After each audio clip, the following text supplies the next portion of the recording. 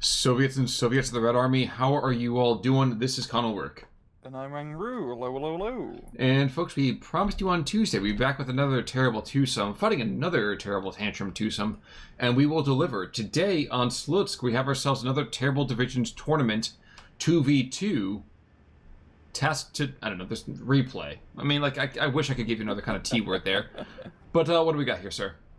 Left hand side in blue, we have Team Scherjar, I believe that's how you say it. Any rate, we have Scherwi playing Lovas and Jardaboj playing Tartalek. On the right hand side in red, we have Team Foxes with Farid, Rommel playing the 1st Polish Infantry, and Farzito playing the 358th Infantry. Well, that's going to be kind of interesting for me, just to kind of see, of course, the 358th Stelkovy. I'm actually kind of inspired and surprised at the same time to see that we have 4 AAA technicals out already so early in this game. I mean, it's not a crazy investment, but it's just a surprising one, you know? It is, because they're not even like the 50 cal one. You can't really do that much of them, especially in the down south where it's just a long range engagement. It's definitely a rather odd call, I have to say, but it certainly is. It's almost as odd as this anti-tank gun is just shellacking those armored cars and just calmly, you know, no fire was leveled the other direction. Up to the north, we actually have a platoon of H-39s being moved on forward. Again, those are the Panther H-39s, the French variant, basically the captured Boys of Material. And I suspect that those brave souls will meet their end in much the same way as, you know, some of their brethren did on Tuesday. Yeah, they're not great tank. I mean, it must have been an absolute crap job being given a French tank from 30s, and even just having to go up against his T-34-76 is not an ideal job. No, not by any stretch of the imagination. But, and one thing I was actually going to check out, forgot to do just before we really got started, we are seeing that the Hungarian Air Force shall be well represented today, I believe. Yup. Do have the Proto coming in, going for a Proto strike on a T-34. And gonna get shot down Proto pretty quick. Yep, there we go. Oh, he took 2 guys with him. Yeah, I mean, flying propellers of death, I'm sure he would. But, yeah, I mean, getting an early airplane kill here is definitely worthwhile, especially since that Me-210 is the only one of its kind, courtesy of being a prototype, of course. But trading it out for a single vehicle, not sure I like that very much. Yeah, it was not a run-of-fall trade at all. I don't think he was expecting the aircraft, especially it being right on top of the vehicle, because it makes it very effective when you only have to shoot a plane at 200 meters away from it. Yeah. One of those things that kind of helps is when the target goes straight at you. Mm-hmm. Zis-3s and 82 mils, though, are going to start engaging the 80 Mike over, was that Jardaboj? Just or Scherwi's? No, it's Jardaboj, okay. So, much more placid start, I think, than the action we saw on Tuesday. Yeah, both sides really just setting up a 50-50 line. I mean, down south, it's just a complete stalemate. Neither side is even attempt to push, because, well, usually it's an open ground engagement, and people get pretty scared pushing over the open ground. So, I'm not surprised we're seeing most of the action happening up north in the town, because you've got cover and building, forest you can hide behind. Usually pretty well. You know, it's one of those things you say you can't see the forest for the trees, but you can't see the Loviches until, you know, for the forest. And the Stelkies are doing an admirable job in trying to kind of slow things up until they can get T-70s and T-34s in there to help them out. And indeed, the second that those French tanks see the T-34-76, I imagine they will be needing to change their oil filters. But until that moment, the Russian infantry is just going to fall under a weight of heavy automatic weapons fire. Yeah, it's sort of pretty good murder blob here so far from Jardaboj. I mean, there's like 1 T-34 and some T-70s. I mean, T-34s might as well be a heavy tank against those Hotchkisses, let's be real here. But I don't know if it'll be enough, because this is a pretty good push going on. Well, I will say the H-39s are not exactly something where quantity is a quality all of its own. No. No, this is more like, I don't know what you have it up there in Canada, but no, the H-39s are kind of like when you have that 5-cent rebate, but you have to drive to Michigan to get it kind of thing for recycling. It's nice, but like you don't really get it unless you're actually going to take the stuff to the store. So like, why does it really matter, you know? Yeah. But now that my rather obscure metaphor is out of the way, we are actually seeing more artillery fire being levied down over here from Scherwi, and I actually love seeing just multiple batteries being set up. And they're all aiming for this kind of central position. So, not going to get a huge number of targets attacked. I mean, they take out one Zis gun right there. But I love having the opportunity to say, okay, you know what? Make it dead. And having some material on hand to make sure that actually does happen. Yeah, and they're very interesting artillery pieces, those M05s, I should say. Because they're only 45 points. They're really cheap. They're not great per se, because it's literal roll draw on artillery firepower here, but it still makes high explosives, and more important, you can drop smoke munitions if you have them. And True. I hope we see some goddamn smoke play. True. Smoke them if you got them, right? Yeah. Now, the thing I actually like kind of seeing as well is that they both come in the artillery variant as well as the kind of more direct fire, like IG-18 kind of variant. I see 3 of them actually being moved forward right now. Unfortunately, they are headed right into a barrage that I think is aiming desperately for the 80 mil anti-aircraft gun, which is just going to be a constant source of frustration, I'm sure, for our Scherjar team over here on the western side. Yeah. We just got the blob of, Hungarians here. I mean, just got a lot of, like sort of Panzer strength or something else, yeah. But both sides have been like, I'm surprised of how defensive both sides are being. Really. I mean, I guess they're right into a B phase for that, lovely 135 point income that everyone gets. Yeah, and that was the thing I was going to say back, is that the longer this game goes, the better it is for the Soviets. Mm-hmm. So they're definitely going to get the advantage, yeah. Exactly. Exactly. Yeah. Right now, you are seeing an attack being called. And I'm wondering if we're going to see artillery coming in that direction. Not just yet, but an attack beacon has been marked. So expect to see a push happen there within the next couple of minutes. And indeed, we're seeing the beginnings of an attack happen already. T-70's been moved forward, T-3476's. But he doesn't realize just the sheer number of Shreks that are in this forest. Yeah, but one or two of them is going to get exposed from the stroke keys here. The Hotchkisses are trying to maneuver around to get some shots off. I think they're trying to draw in the Soviet tanks. Yeah. Because the close range of Hotchkisses have a chance. Not a great chance, but it's a chance. Oh, exactly. Exactly. And actually, here's a Focke-Wulf, the F190 coming on in, dropping, 400 kilograms of bombs on one Strelky squad. Yes, he levels half the city block to do it, but he gets the desired result eventually. Yeah, and that's going to give Jardaboj the ability to get his infantry into the town complex. And this infantry, unlike Tuesday's match, the Axis actually have anti-tank on him. So the T-34s will have to beware. Indeed. And I mean, this is the thing that you and I are going to endlessly kind of go on about, I'm sure, every single time we see an Axis division, is does the infantry have AT? Yeah, and it's such a huge, like, it makes or breaks some matches, I feel like. Oh, absolutely. The ability to throw anti-tank grenades. Well, I mean, this isn't Red Storm 44, and I'm enjoying just all of the artillery fire being attacked here, being used here, rather, but it's not just the fact that whether they have AT, but, like, solid AT. Yes, if I have to throw a softball at a tank from 50 meters, I'm not going to enjoy that very much. Yeah. And the Strokies have the PTRSs and PTRDs. I'm sorry, guess?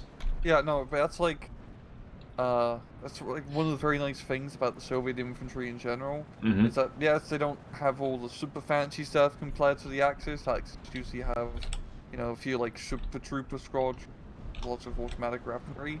But everyone, for the most part, has some sort of anti-tank or decent amount of firepower spread out, and it makes it very dangerous pushing into a Soviet-held town because you don't know if a anti-tank grenade or PTRD is just going to start hitting the side of your tank, pushing your shit in.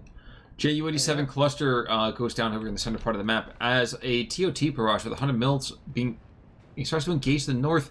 Regrettably, this is just as the Axis push got shut down, except for the H-39s, which is also boggling my mind here. Yeah, it's actually kind of working here. The overrun amount of artillery fire is pushing back the Soviets. I do want to note that I forgot that Tartalek does have access to 25-pounders. So, this is a very odd artillery unit to be in control of for Hungarian. Oh my gosh, you're absolutely right. The 280s. Yep. I believe what happened is that the Germans captured them in North Africa. Yes. And then they gave them to the Hungarians. Yes. And then the Hungarians used them against the Russians. So, managed to make it right from the British Isles all the way to Belarusia. A very, very long tail for a piece of equipment. I believe the term you were looking for is Lend-Lease, Hitler style. Yeah. H-39s, well, they've rolled out the red carpet for them. Unfortunately, that red carpet also was filled with metal and explosives, so, as you might suspect, did not enjoy that very much. No, not indeed. We are actually seeing some off-pat being brought here, some just 100mm, but just against infantry, that should do enough.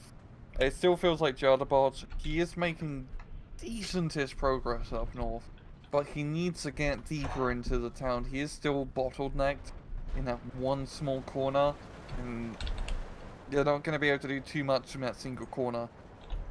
That's true, but that's also why you're seeing the tube and breach artillery starting to engage to the north, and indeed you're seeing actually some of these positions are running out of munitions here. In fact, all of them are running out of munitions, so he's got to make the attack now before the artillery can't help him, for God's sake. Yeah. Yeah. And now for the Axis, I think it's really going to, come down to whether they can get this northern push or not. Down south, completely forgot, stuff actually happens in the other parts of the map. Farzito is actually making a pretty far out move here, trying to capture the hill. I don't feel like it's going to go too well, as there's a lot of Hungarians on here as well, and even just one tank is going to be enough to keep back Stelkovy, I feel like, because there's no real anti-tank here, long-range anti-tank from Farzito. Well, you're absolutely right. I mean, if for no other reason that that tank is hungry like the wolf, so... Yeah.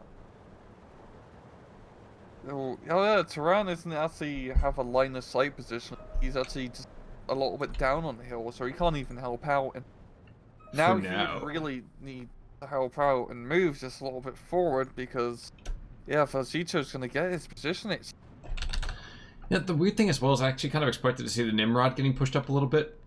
Yes, I know you can get counter-batteried, and yes, I'm aware of the fact that the Nimrod is extremely thin-skinned. It doesn't have a very good particular ego about itself. But it churns through infantry like butter. Yeah. And he really needs the anti-infantry vehicles on this hill right now because, he's actually going to be pulling off the hill with the Tehran. I kind of get at this point, but it was a pretty big mistake not having the firepower up there earlier. He's pulling it off for the second, and then actually also the Kashba, I'm going to call this the 39M, is pretending to be interested about going back up the hillside. So I think what's going to happen, the Husaroks is going to bring them in first, so that way they're focusing their fire from the AI perspective on the infantry, and then hoping the Tehran back in.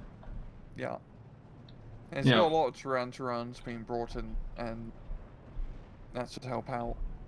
Well, exactly. I mean, that guy's name is Rio, and he dances like the moon, so it's a whole thing.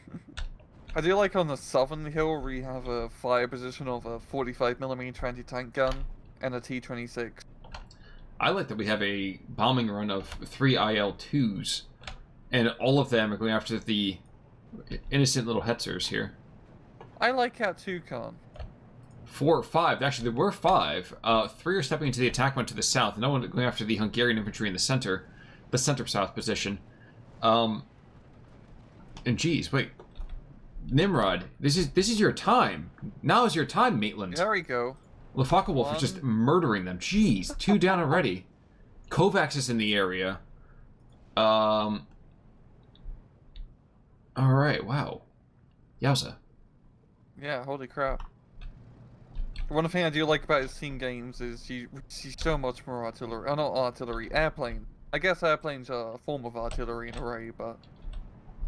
it's artillery that gets to be used more than one time. The iron cigars falleth from the sky on more than one occasion. Yeah. Up north, Jardaboj has managed to get a bit more of a better position, capturing a little bit of extra onto the northern town position, but still not great progress for him. I mean, we're on B phase, so he still has good income, but D phase hits, it's really going to hurt being 55 points behind both Soviet players. But I wonder if he's just going to use this time to go and just build up, you know, an unstoppable force, and just kind of keep it in reserve and say, okay, fine, you know what? I'm holding enough of this territory, you got to come to me. Because Slutsk tends to end up being that kind of map overall. I mean, especially in the 1v1, but the 2v2 I can imagine being a very, very kind of similar idea. Yeah. Yeah. And actually got like a pretty good central push here. Oh yeah, Jardaboj's kind of been pushing a little bit in the center. And Scherwi as well managed to pretty much capture the entire central hill position, which is very good to keep control of. Because once again, if you hold a hill, it's very hard to lose it. Certainly the case. Actually, I've been watching the Hungarians push down here in the south. Yes, they lost that southern hill, but now there's all of these 190s stepping into attack once again. So, like, to be a ground pounder or a tanky right now just blows. Quite literally, it blows. No, that blows you up anyway. I mean, dude, like that. Yeah. And geez, the yaks are moving in, so. But jeez, this is the time for that Nimrod. 190 goes down. Nimrod should be able to take out that yak that's over ahead. Yeah, he's already smoking. Wow. Yeah, they definitely need a little bit of extra anti-air down south because. Yeah, the Soviet bombing runs coming in a pretty clutch. IL-2 clusters. Will it be a double kill? It should be. Yep. Yep. Yeah. And I think actually he got stressed out, yeah, and actually increased the or expanded the bomb drop-ins, yeah. That if that was intentional, that is some next level play.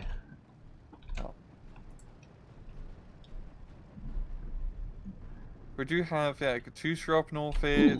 It's already fired at Lojo, so we probably missed that one, unfortunately.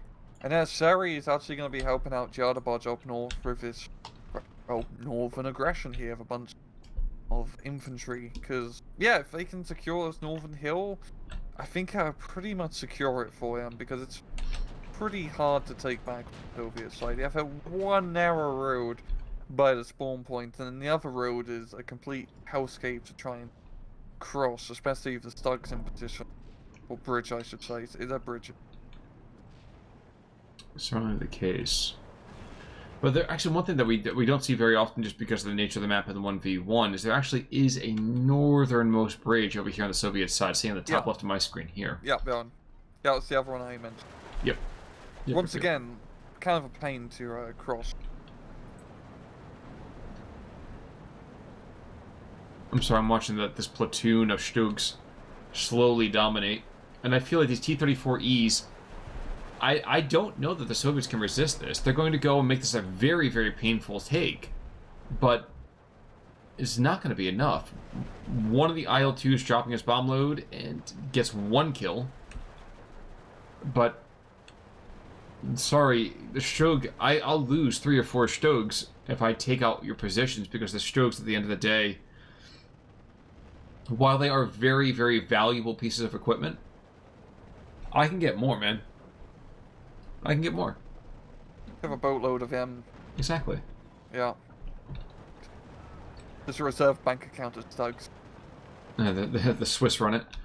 ISU 122 down to the south. This is gonna be terrifying for the Terrans. But there's an 80 mil that's already engaging it. I didn't even think he had a line of sight on it. And here comes the 80 mil have. It has like decent penetration. Yeah, it has a theoretical penetration power. Yeah.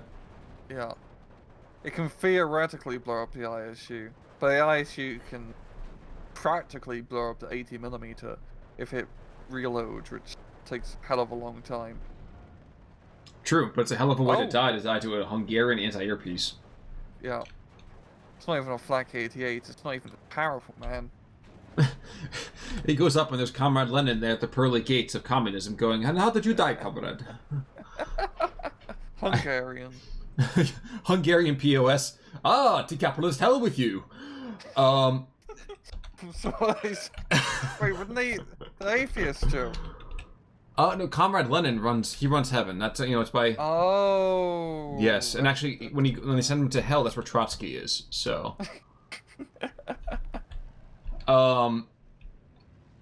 Anyway, after my own heretical nonsense... People are probably going, what? Yeah, exactly. You know, right, there's having that moment every now and again when you get in that cast, you think to yourself, I should sleep. Yeah, I've been there too. I fully sympathize. I hope you at home sympathize as well. I was just saying, guys, it's pretty late. 2021 has already been really, really rough so far. I hope you guys are having a good start to the year, though. Really. Ooh, we actually have a couple of heroes here. We have Bilyukin, and we have Kovacs over here on the Hungarian side, which is funny. So I don't think I've seen either one of those guys ever. Ooh, and this poor recon plane's gonna go down. Oh no, Bilyukin goes down first. Wow. Wow. Falling prey to the Gabreski disease. Mm-hmm. And now a Cobra comes in too. You are not a Cobra commander. Nope, not gonna work. Yeah, you get one kill, but you're gonna pay for it, dude.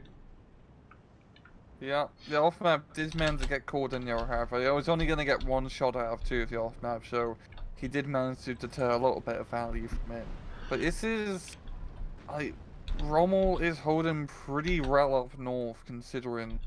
I feel like the off map is going to shut that down very shortly. Thing is that Soviet air power is slowly getting carved to pieces. Yes, we are seeing German and Hungarian fighters dying in spite of it. 304s that start coming in right now. But slowly, bit by bit, the Soviet air power is being reduced. And yowza, these are Carlo Gustav shells being thrown. Yeah, 300mm of high explosives does not mess about. No, it does not. No, you can't even miss with them. How bloody big they are. It is well that off-map is so terrible, or else we should grow too fond of it. Yeah. Yeah, we just got so much air power from both sides. This is quite nuts. Yeah, the Soviets are starting to really feel the pain here, however. I think they don't really have much anti-air on the field. They're really just relying more on the pure fighters, so the sky is clear. And that doesn't really work, I find, the situation. We are seeing some M17s being brought up north, which is definitely a good call. But they're gonna need some more anti-air if they want to try and yeah. I am noticing... Ooh, another carpet bombing. But no, he's not going to make it either. The ZSU's not. If he makes it through the bombing run, he's still probably going to die. The quad 12-7s, and there's 8 of them. Yeah.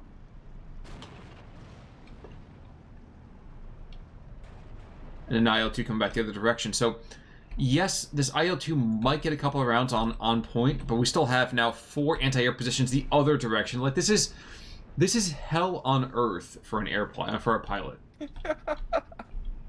Yeah, there's so much flak you could walk in it, Khan. Yeah. Yeah. I want to check to see real quick. Are we seeing... Okay, so we have supply trucks we moved on in, and I think it's because they're desperate to get these artillery pieces back up and running, which I completely agree with. They've been fallow for way too long. 25 pounders as well. They're trying to locate and kill the anti-air positions. Unfortunately for them, they're aiming in the wrong zip code. Yeah. The Katyusha did manage to knock out one of the Hungarian anti-aircraft guns. A pretty good hit, yeah, all considering. I think he paid for it with yeah. his life, though, didn't he? The Tusha? Yeah, the Kati, the little Kati, I think, is quite dead. Still alive. Am I looking at the wrong one? Probably looking at a different run. I'm looking at the run kind of like in the north. By the IS. Oh, you're looking southeast. Yeah, okay. There's another one to the northwest. In fact, you can see a burning little husk over there. And someone playing Stalin's harmonica. Up where the artillery's starting to shell right now. Oh, yeah. Yeah, it is. He is very dead, I can confirm yet. I'm looking down at the south real quick just to see how the fight on Hill 1 is going. Not a whole lot of aggression. Apparently a bit of a Christmas truce going on here. Which is good. Yeah. And time for Feliz Navidading and all of that. Yeah. Actually, now that I think about it, I think Hungarian... Isn't Hungary mostly Orthodox? I don't know. I have no idea. My encyclopedia knowledge is falling short, and Wikipedia is not really on my high on my to-do list. Yeah. But the town is very much being controlled by Yarda and the boys. So yeah, it's managed to push through and get a pretty decent position there now. I mean, just all those stokes from before, and just mainly just having infantry there is definitely gonna keep being good for him. I do think it's possible for Team Foxes to do a counterattack or ever, as a lot of the stokes are now, well, dead, and we do have the ISU and T-34s to give some good fire support, but I don't feel like Foxes are going to do any soon. They don't have enough infantry, and they're going to have less after off-map artillery is done. Indeed. Yeah. Down south, we got all bombing runs here.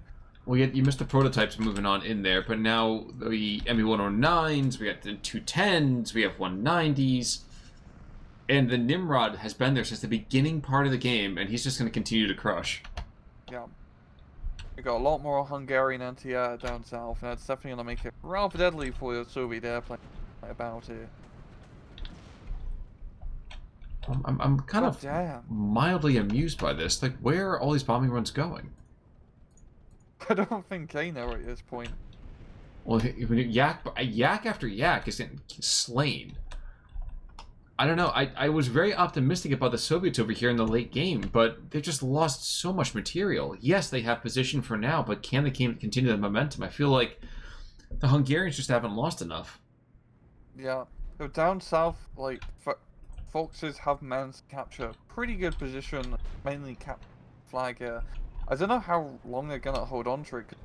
The thing with this whole southern push from Soviets is they have the position, but they have really crap units. He's holding the hill of goddamn T-26s, and as you can see from the Hungarian side, they have the better. I mean, there's a T-34 there, but they have, a lot of armor and anti-armor firepower to potentially push over the hill and blow things up.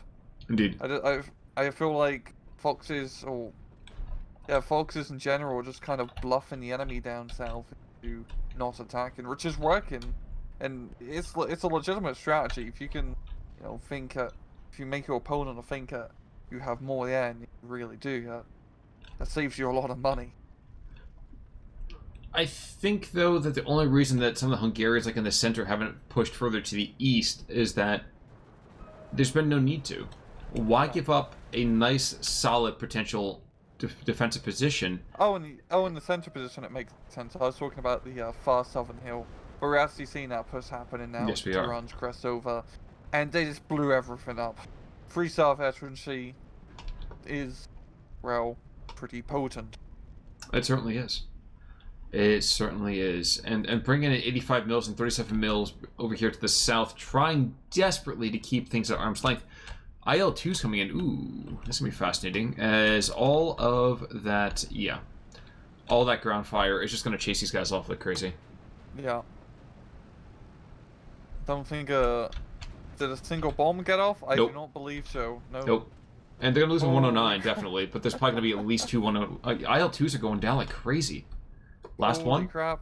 Last one? Yeah, each one of those, the 190s, 109, everyone bagged a kill. Yeah, the German air interception has been, or Hungarian air interception, my bad, has been really on point here. Well, let's thank the silent heroes here. The Nimrods, the 80 mils, heck, even the 40 mils with the like rinky-dink old school seat. Those things have been fantastic at warding away Soviet air power. Yeah, and this whole southern push here from the Hungarians has definitely paid off as it managed to capture 2 pretty important flags here. And just with the overwhelming amount of air power, the Soviet infantry really don't have much of a chance. It's really gonna... The only thing really keeping Soviets in play, I mean, it's all the infantry, of course, but having 122 far down south, I mean, there's nothing ground-wise that can reliably kill it that should pull on. Well, and that's the thing, isn't it? Also, worth kind of noting that the Nimrod still has almost 100 shells, over a little bit over 100 shells of HE left. It's been leading the charge in terms of keeping air power at bay, but let's also not forget that it's got AP shells. And the 40 mil AP shells fired quite quickly will be enough to keep the T-34s a little bit more nervous about the proposition of being close. Yeah, and even with the heat rockets that it has as well, I mean, those things will blow up any Soviet tank quite literally. Absolutely. Yeah. Yeah. But yeah, we got Mortarons being brought in down south, some Stews, which is nice. Just heading back up north here. It's still pretty much the same positions, all things considering. Scherwi, actually porting a bit up north as well. Trying to make push here with some Terrans, but I don't feel like the Hungarians are going to make any more major progress up north. The Soviets just have a pretty good defensive position on that little bit of hill they have left. Certainly for now, if nothing else. Of course, we say that, and that's why the 25 pounders are starting to engage the south. And geez, if you look at the armored fist coming in from the Soviets, you can kind of completely understand the proposition.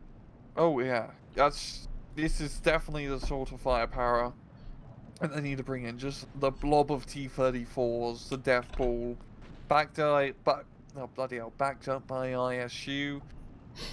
It should definitely make something work, because the Turan 2s are going to have a very tough time dealing with all that. Yeah, we do have Mortarons and the Panzer 30AT, and also the anti-air and the Stugs.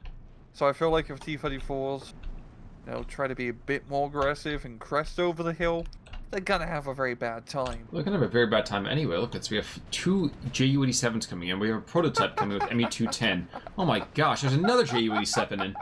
This is the stuff you see in like a Call of Duty game where it's like, oh yes, we're going to go and call it air support, and like half the world blows up.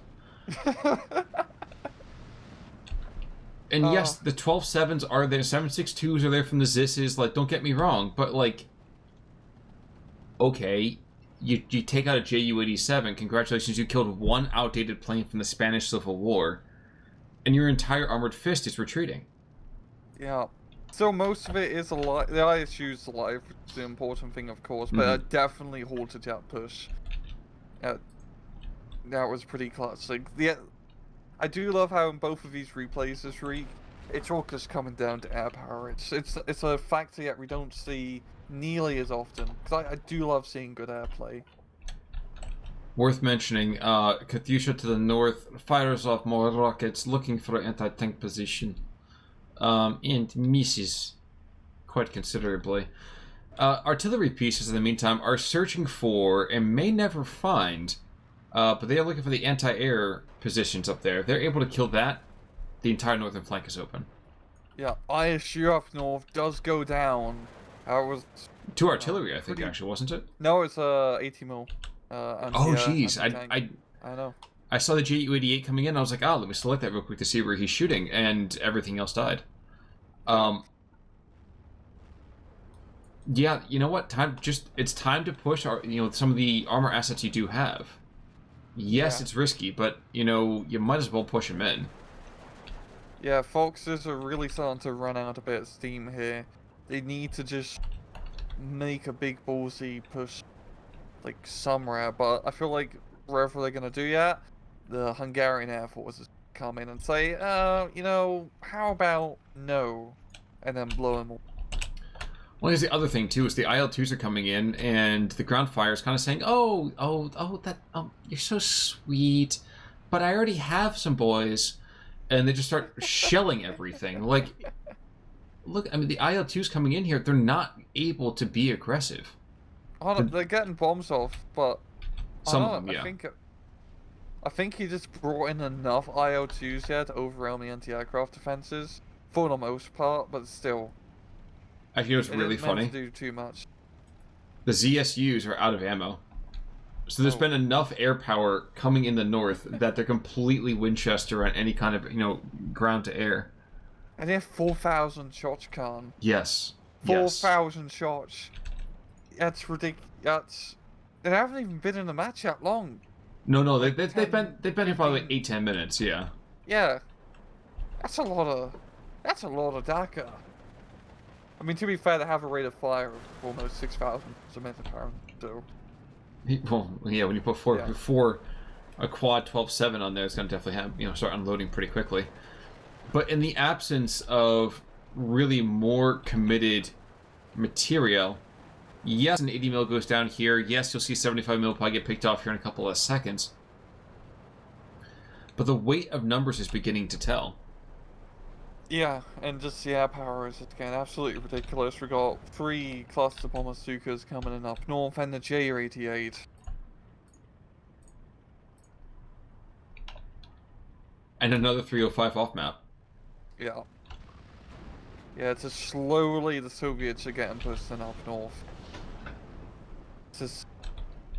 Well, once they capture that flag, I think that's pretty much it. And they're pretty close to capturing that final...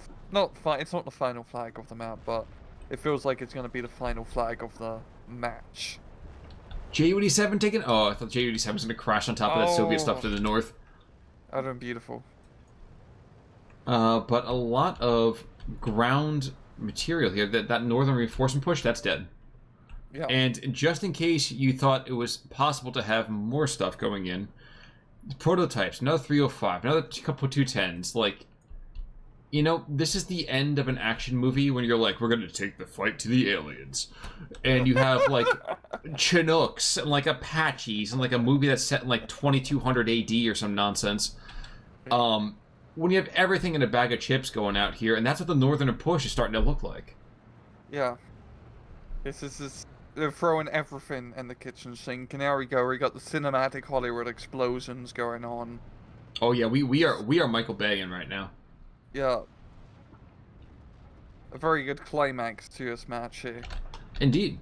And I mean, it's been one of those things that I did not expect this kind of play to be quite as devastating as it was. But even then, looking to the south, we're seeing the Hungarians are pushing there too. 1,000 kilograms of bombs going out, looking for the ISU-122. I don't know if he's going to get a kill per se, but he does definitely take out a tank adjacent to it. But just in the same way to the north as the Soviet aircraft are getting shredded, look to the south. 1, 2, 3, 4, 5, 6 ground positions, 4 technicals, 5 technicals. Yeah, I mean, if you get anything off here, he's a 305. He gets 1 barrage in before he goes down. It's absurd. Yeah. It is absolutely absurd. And the second the barrage comes in, I am terrified for all those anti-air positions. Yeah. Oh, I mean tanks. No. Anti-air positions, because the tanks are going to get stressed out or killed. Which means the anti-air positions are very quickly going to be next. Oh, okay. Yeah, those tanks are not going to have a good time. And meanwhile, I think that Nimrod that's down there, Kiss... well, he's still there. He's still there. Well done, sir. Well done. He's been, I think, literally since the beginning of the map. Well done. Yeah. And Big Boom. 1812 Overture happening here, down to the south. T-34E going on down. Those explosions are just ridiculous and how large they are. Yeah. It looks like tactical nukes going off, really. Oh, like dude, a Call of Duty kill streak. I was gonna say someone's gonna definitely teching up on getting that level kill streak. Yeah. Yeah, we got the +2 advantage here for, or +2 bleed for the Soviets, I should put it like that, with only 5 minutes left to go. Yeah, the Persians just... yeah, they're pretty much lost. That's what I can really be said. And the funny thing is, a lot of this is being accomplished by rather weak material. This is POS armor coming through. This is a Hetzer. I thought a Hetzer used to be a really great tank. No, by God name, no. Like even as a tank destroyer, it was rather underpowered. But like, this is chasing off the bread and butter of the Soviet tank forces. Yeah, it's working pretty well. I think it really just comes down to the air power, all things considering. Probably true. Because the Hungarian ground force game is not great per se, especially when up against T-34s and ISUs, of course. But just being able to blow them up from the sky and good use of artillery, and also Hungarians do have pretty good infantry as well. I think that pretty much seals the deal. But mainly air power, it's been fantastic airplay. Yeah, I had one more kind of metaphor just come to mind here. It's very much the apocalypse now kind of thing. Or like, I love the smell of napalm in the morning. Mm-hmm. But yeah, the foxes scurry back to their barrows. And meanwhile living, the Hungarians hungry for more. So really, really well done. Kill-wise though, IL-2s, 4 ground kills. Another armada taking off 4 ground kills. Terrans, yes, but still 4 ground kills. Losses though, I can imagine losses being quite devastating. No, shockingly enough, at least from Jardaboj, and talking about Farid Rommel anyway, not quite losing out to some crazy material. Yeah, nothing really much in terms of what we can see. We're only seeing like half the picture here, just how the kills and losses work in a 2v2 replay. But yeah, that was like pretty devastating match. Just looking at like the proper KD and team stats, like the Hungarian or team yeah, however you say it. Again, over 1,000 is difference on average over Team Foxes. Indeed. Any final thoughts though, sir? Airplanes are cool. They go shroom shroom, pew pew. Yeah, airplane go brr. That's right, folks. Until next time, remember to tip your waitresses if you actually do go out in the pandemic. Other than that, stay safe, stay healthy, and until next time, I'm Con Ulrich. I'm Rangaroo. Take it easy.